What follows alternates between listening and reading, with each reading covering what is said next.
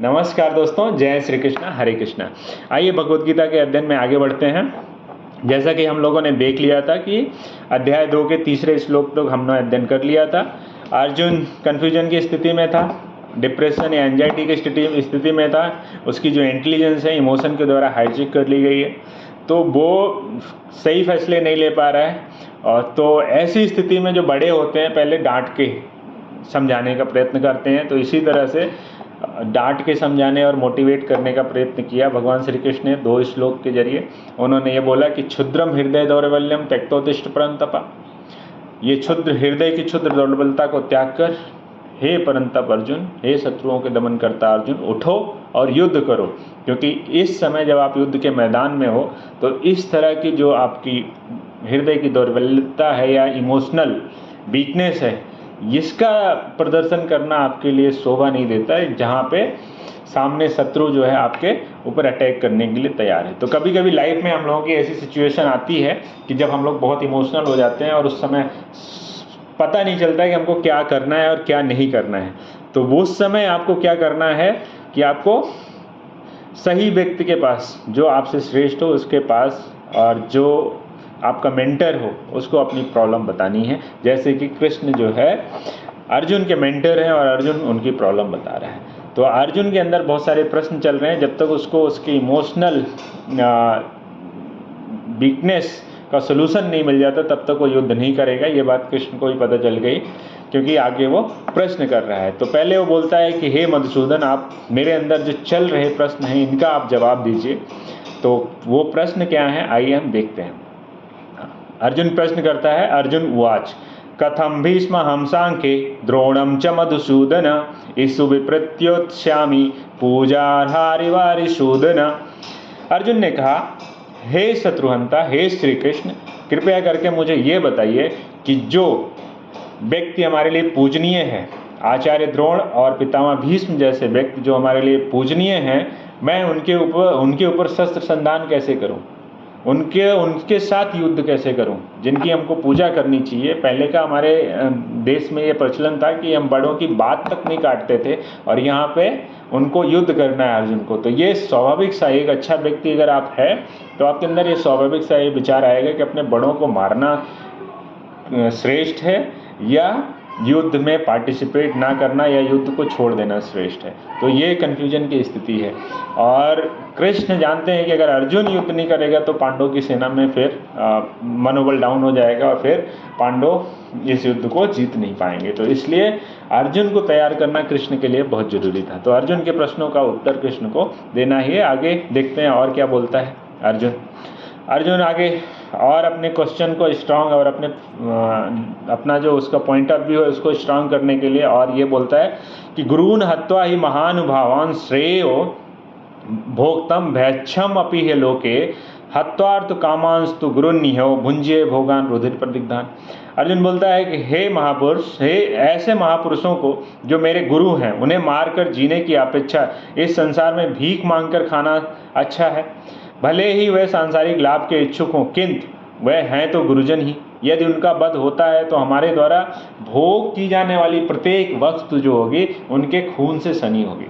तो सही बात है। अर्जुन का जो ये सामान्य मानवीय दृष्टिकोण से हम लोगों के लिए सही है कि भाई अगर अपने पूर्वजों, अपने कुल के श्रेष्ठ को अगर मार के कोई जमीन या संपदा या राजपाट मिलता है तो उससे अच्छा है कि भाई वो जीवित रहे, हम थोड़े कम में कंप्रोमाइज़ करते हैं। अर्जुन की इस तरह की सोच है कि हमको किसी तरह से अपने कुल के लोगों को ना मारना पड़े, और ख़ासकर उनको जो उसके लिए बहुत प्रिय हैं, पितामह भीष्म और आचार्य द्रोण। क्योंकि आचार्य द्रोण का सबसे प्रिय शिष्य अर्जुन था और पितामह भीष्म को भी अर्जुन बहुत प्रिय था।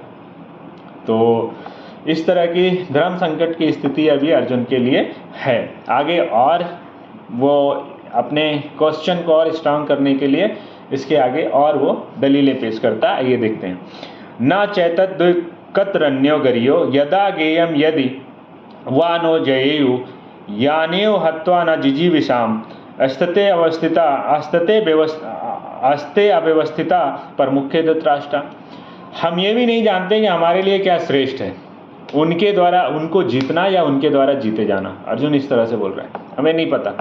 यदि हम धृतराष्ट्र के पुत्रों का वध करते हैं तो हमें नहीं पता है कि उनका वध करने के उपरांत हमको खुशी मिलेगी कि नहीं मिलेगी। जब आप एंजाइटी के स्टेज में होते हैं तो आपको पता ही नहीं चलता है कि आपको युद्ध में जीतने से खुशी मिलेगी या आप जो करना चाहते हैं उसको अकम्प्लिश, अपना मिशन को अकम्प्लिश करने के बाद आपको खुशी मिलेगी कि नहीं मिलेगी। तो अर्जुन की स्थिति ऐसे ही है, वो अभी एंजाइटी के स्टेज में है, वो बहुत ज़्यादा इमोशनल वीकनेस का प्रदर्शन युद्ध की भूमि में कर रहा है। उसकी जो इंटेलिजेंस है वो इमोशन के द्वारा हाईजेक कर ली गई है।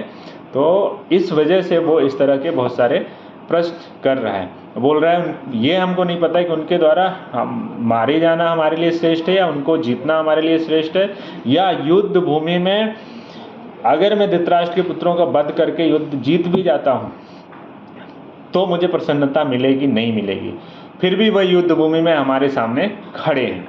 तो अब आगे बोलता है कि ये एक्चुअल स्थिति है, अभी हमें कुछ सही क्या गलत है क्या सही है पता नहीं है। अब हमको कृपया करके हमारे लिए जो श्रेष्ठ है वो बताइए, क्या करना चाहिए हमको। तो आगे बोलता है कृष्ण से, कार्पण्य दोषो पातो स्वभावा पृच्छामि त्वाम धर्म सम्मूढ़ चेता यच्छ्रेया सया निश्चितम ब्रूहि तन्मे शिष्यस्ते हम साधि माम त्वाम प्रपन्नम। अब अर्जुन सरेंडर करता है भगवान श्री कृष्ण के सामने। और अगर आपको वास्तव में किसी भी चीज़ का उत्तर चाहिए तो आपको अपने मेंटर या अपने गुरु के सामने या अपने टीचर के सामने सरेंडर करना पड़ेगा, तभी आपको सही जवाब मिलेगा। तो अब जो है इसने सरेंडर कर दिया। क्या? अब मैं अपनी कृपण दुर्बलता के कारण अपना कर्तव्य भूल गया हूँ। अब अपनी गलती स्वीकार कर रहा है कि हमें पता नहीं चल रहा है क्या सही है क्या गलत है। तो अपनी कृपण दुर्बलता के कारण वो अपनी गलती को स्वीकार करता है, कर्तव्य भूल गया हूँ और सारा धैर्य खो चुका हूँ। ऐसी अवस्था में मैं आपसे पूछ रहा हूँ कि जो मेरे लिए श्रेष्ठकर हो उसे निश्चित रूप से बताएं। अब मैं आपका शिष्य हूँ और आपका शरणागत हूँ, कृपया मुझे उपदेश दें। अब जो है अर्जुन ने बोल दिया, शिष्यस्ते अहम साधि माम त्वाम प्रपन्नम। अब मैं आपका शिष्य हूँ, कृपया करके वो बताइए जो मेरे लिए उचित है। निश्चित रूप से इसको वही जानना है कि जो इसके लिए उचित है। तो अब आगे जो है अब और क्या बोलता है देखते हैं। ऐसा कोई साधन नहीं दिखता जो मेरी इंद्रियों को सुखाने वाले इस शोक को दूर कर सके। स्वर्ग पर देवताओं के आधिपत्य की तरह इस धन्य धान संपन्न सारी पृथ्वी पर निष्कंटक राज्य प्राप्त करके भी मैं इस शोक को दूर नहीं कर सकूंगा।